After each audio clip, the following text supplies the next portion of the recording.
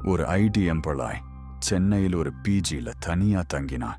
ஒரு நாள் இரவு 2 மணிக்கு அவனுக்கு ஒரு அன்னோன் நம்பர்ல இருந்து கால் வந்தது. அவன் எடுத்தான்.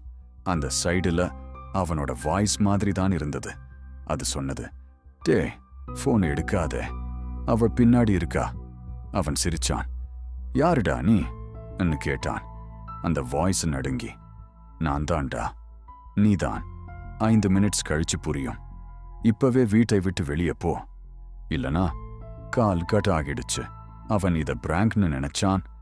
ஆனா 5 நிமிஷம் கழிச்சு அவன் போனுக்கு ஒரு போட்டோ வந்தது. அது அவன் ரூம்ல இருந்து எடுத்த போட்டோ.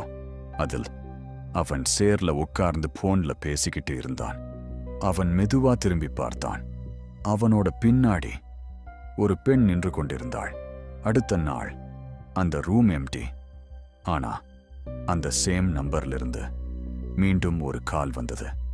இந்த தடவை அந்த வாய்ஸ் கேட்டது, நீயும் கால் பண்ணுடா, அடுத்தவனை காப்பாத்தணும்.